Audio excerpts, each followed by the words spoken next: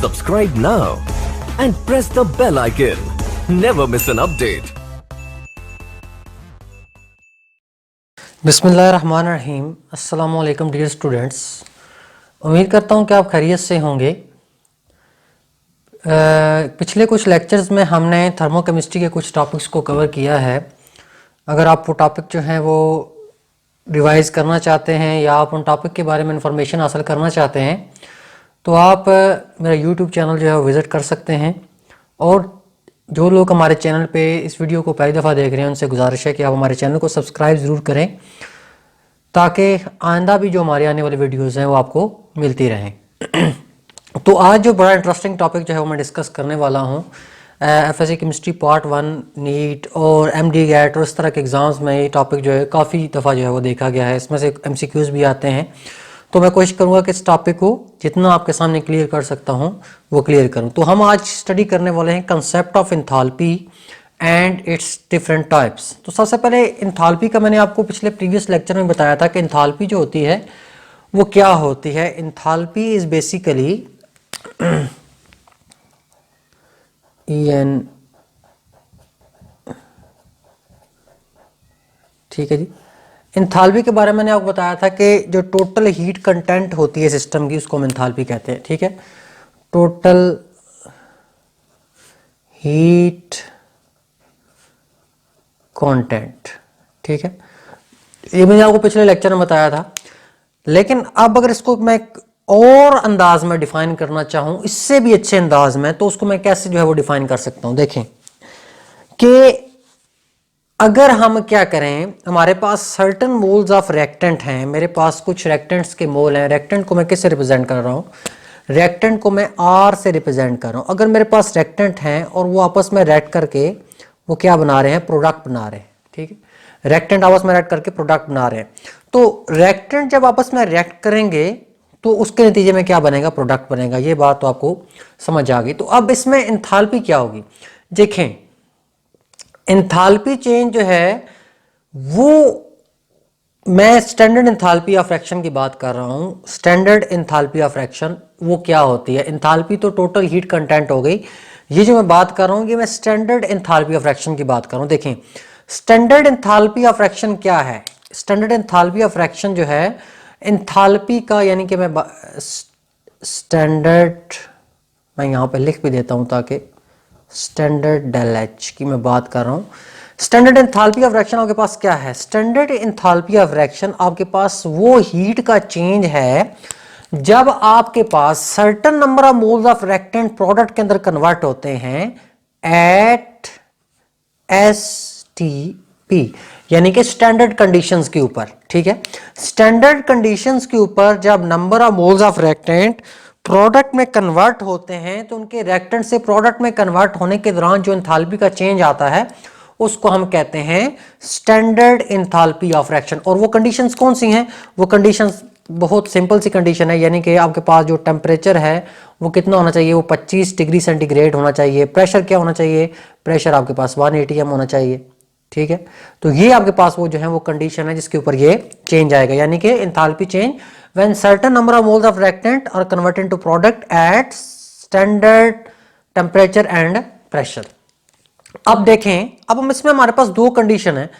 आपने देखें हीट का चेंज जो हमारे पास दो किस्म का है। हीट का जो चेंज है वो हमारे पास दो किस्म का है हीट चेंज।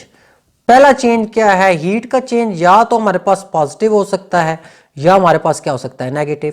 ये दोनों पॉसिबिलिटीज हैं। तो पॉजिटिव कब होगा और नेगेटिव कब होगा? देखें, हीट का चेंज पॉजिटिव मेरे पास यहां पे, मैं यहां पे बात कर रहा हूं number of moles of reactant. ये से मैं कहता हूं कि मैं यहां पे फर्ज कर लेता हूं कि मेरे पास ये रिएक्शन है और इसमें number of moles of reactant आपस में रिएक्ट कर रहे हैं और बना रहे हैं number of moles of product.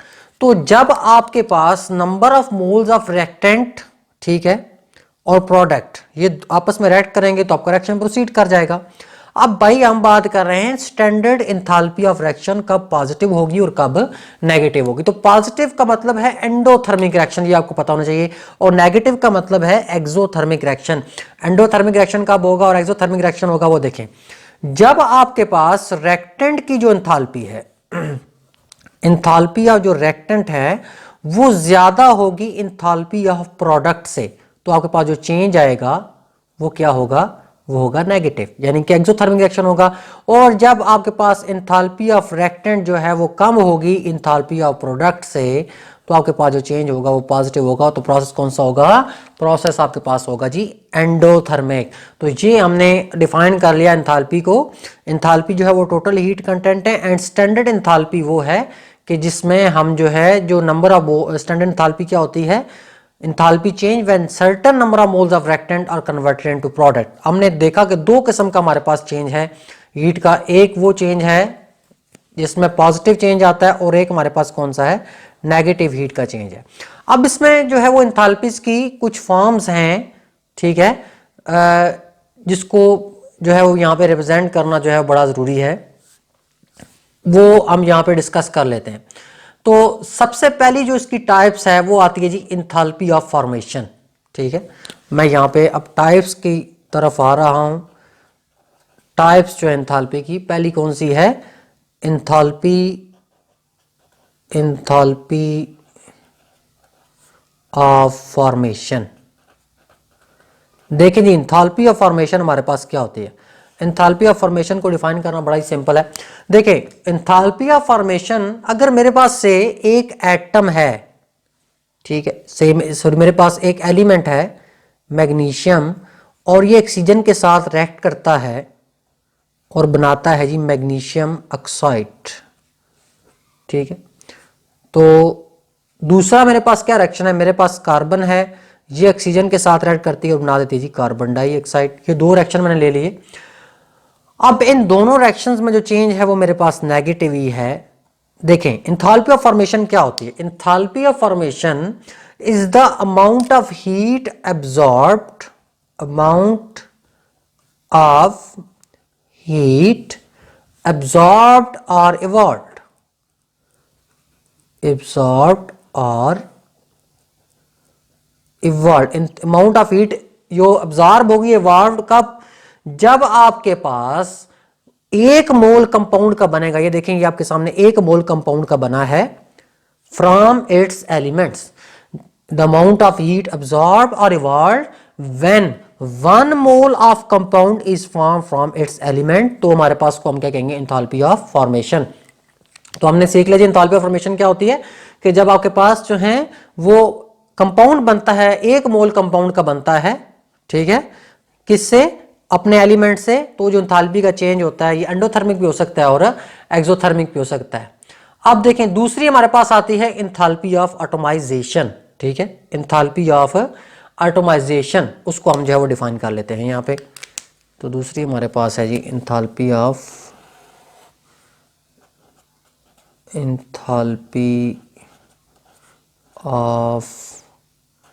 एटॉमाइजेशन।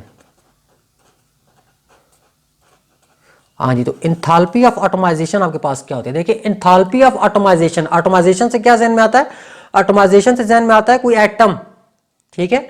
तो हमारे पास क्या है, जब हम किसी, ये देखें अमाउंट ऑफ हीट एब्जॉर्ब्ड, इसका मतलब ये है कि इसमें जो प्रोसेस होता है वो सिर्फ एंडोथर्मिक होता है, एक्सोथर्मिक नहीं होता। जब आपके पास क्या होता है, the amount of heat absorbed when 1 mole of, ये देखिए इसके साथ H2 है और H2 जो होता है वो हमेशा गैसियस स्टेट में होता है। When 1 mole of gaseous atoms are form from its elements under standard condition, ठीक है, when 1 mole of gaseous atoms are formed from its element under standard condition, यानी कि हमारे पास यहाँ पे क्या होगा, जो एटम होगा वो भी गैसियस स्टेट में होगा, लेकिन यहाँ पे ये एटम है और ये क्या है, मॉलिक्यूल। यानी कि इसमें आपने क्या करना होता है, इसमें आपने जो है वो गैस को एटॉमिक फॉर्म में चेंज करना होता है, रहती वो गैस में ही है लेकिन उसको आपने एटॉमिक फॉर्म में लाना होता है। तो एटॉमिक फॉर्म में उसको लाने के लिए जो आप उसको हीट प्रोवाइड करते हैं उसकी एंथैल्पी आप क्या कहलाती है, एटॉमाइजेशन। तो ये जो एंथैल्पी का चेंज मैंने आपको बताया है कि इसमें एंथैल्पी चेंज हमेशा क्या होता है, पॉजिटिव होता है। तो ये जो एंथैल्पी की वैल्यू है ये हमारे पास है जी 218 किलो जूल पर मोल। तो ये हमारे पास हो गई जी दूसरी एंथैल्पी, जिसको हमने नाम दिया एंथैल्पी ऑफ एटमाइजेशन। अब देखें तीसरा हमारे पास जो तीसरी जो एंथैल्पी हमने स्टडी करनी है वो जी एंथैल्पी ऑफ न्यूट्रलाइजेशन। चलिए जी एंथैल्पी ऑफ न्यूट्रलाइजेशन को स्टडी करते हैं। हाँ जी, तो हम डिस्कस कर रहे थे, तो अगली एंथैल्पी हमारे पास है एंथैल्पी ऑफ न्यूट्रलाइजेशन। तो न्यूट्रलाइजेशन का क्या मतलब होता है? किसी चीज का बनना जो क्या हो, न्यूट्रल हो। ठीक है, तो एंथैल्पी ऑफ न्यूट्रलाइजेशन क्या होती है? Enthalpy of neutralisation amount of heat evolve when 1 mole of hydrogen atom, देखें amount of heat evolve when 1 mole of H positive ion from acid react with 1 mole of OH negative ions to form neutral species, to form 1 mole of water, जो मैंने कहा neutral होता है, neutral species. तो जिसको हम कहें 1 mole of neutral species यानी कि वाटर। ठीक है जी, वाटर आपको पता है आपके पास न्यूट्रल होता है। तो जब आपके पास क्या होगा, 1 मोल आपका इस H पॉजिटिव आयन का और 1 मोल आपका हाइड्रोक्साइड आयन का आपस में रिएक्ट करेगा, तो क्या बनाएगा? ये बनाएगा जी आपके पास H2O, और H2O आपके पास क्या होता है? न्यूट्रल। तो इस रिएक्शन के दौरान जो आपके पास हीट इवॉल्व होगी उसको हम क्या कहेंगे? एंथैल्पी ऑफ न्यूट्रलाइजेशन कहेंगे। और देखें इसकी जो एंथैल्पी ऑफ न्यूट्रलाइजेशन होती है वो अप्रॉक्सीमेट इसकी वैल्यू होती है जी 57.4 किलो जूल पर मोल। तो ये हमने एंथैल्पी ऑफ न्यूट्रलाइजेशन को डिस्कस कर लिया। उसके बाद आती है जी हमारे पास एंथैल्पी ऑफ कंबस्चन। ठीक है, कंबस्चन का क्या मतलब होता है ये हम देखते हैं। अगली हमारे पास एंथैल्पी है एंथैल्पी ऑफ कंबस्चन, जहां पे उसकी हम हेडिंग दे लेते हैं enthalpy of combustion.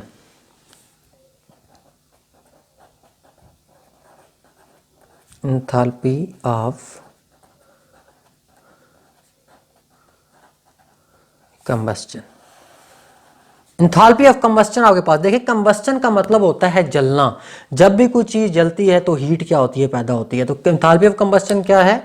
Amount of heat evolved, amount of heat evolved when 1 mole of substance, amount of heat evolved when 1 mole of substance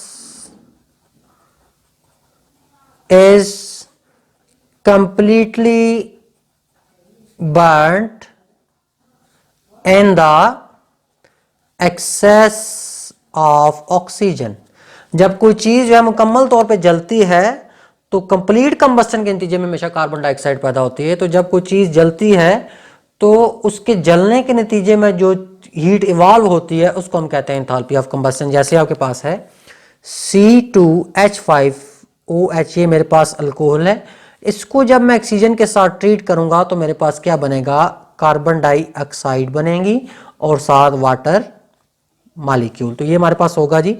इसकी जो एंथैल्पी मेरे पास है वो है del H combustion, del H C से रिप्रेजेंट कर देते हैं, ये है 1368 किलो जूल पर मोल। तो एंथैल्पी ऑफ कंबस्टन क्या है? जब कोई चीज ऑक्सीजन की मौजूदगी में मुकम्मल तौर पर जलती है तो उसके जलने के दौरान जो हीट पैदा होती है उसको हम कहते हैं enthalpy of combustion.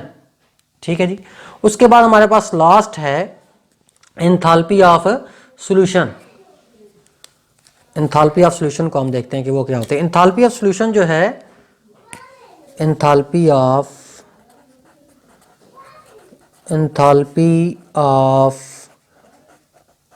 Solution, enthalpy of solution हमारे पास क्या होती है जी? एंथैल्पी ऑफ सॉल्यूशन होती है अमाउंट ऑफ हीट अब्सॉर्ब्ड और evolved when 1 mole of substance is dissolved in so much solvent, the amount of heat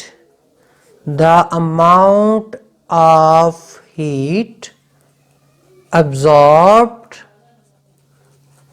or evolved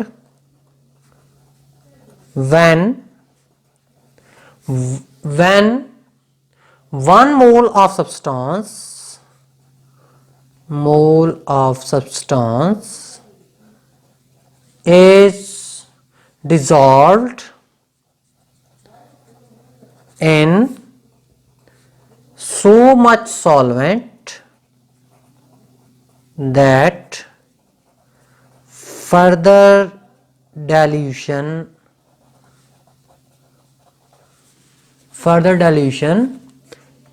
result in no enthalpy change। यानी कि amount of heat की वो value जो निकलती है या पर जमा होती है जब हम किसी चीज के अंदर किसी सब्सटेंस को इतना ऐड करते हैं कि उसके बाद जब उसके अंदर कोई भी चीज ऐड की जाए तो उसके अंदर कोई इंथाल्पी का चेंज नहीं आता, उसको हम कहते हैं इंथाल्पी ऑफ सॉल्यूशन। और इसकी वैल्यू पॉजिटिव भी हो सकती है और इसकी वैल्यू नेगेटिव हो सकती है। जैसे enthalpy of solution of ammonium chloride जो है, अमोनियम क्लोराइड जो है यानी कि इंथाल्पी ऑफ सॉल्यूशन जो है अमोनियम क्लोराइड की ऑफ NH4Cl जो है वो कितनी होती है जी, 16.2 किलो जूल पर मोल। तो ये वैल्यू जो थी पॉजिटिव होती है। तो ये हमारे पास था जी एंथैल्पी क्या होती है और एंथैल्पी की जो डिफरेंट फॉर्म्स हैं वो हमारे पास क्या होती हैं, ये हमने आज सीखा। तो अगर इससे पीछे आप एंथैल्पी का फर्स्ट लॉ के साथ जो है वो रिलेशन देखना चाहते हैं तो वो आप प्रीवियस लेक्चर जो है वो मेरे चैनल के ऊपर मौजूद है, वहाँ पे जाके आप देख सकते हैं कि एंथैल्पी का फर्स्ट लॉ के साथ जो है वो क्या ताल्लुक है। तो ये था जी हमारा एंथैल्पी के बारे में कंसेप्ट। उम्मीद है आपको वीडियो पसंद आई होगी। वीडियो को लाइक करें, शेयर करें और चैनल को सब्सक्राइब करना ना भूलें।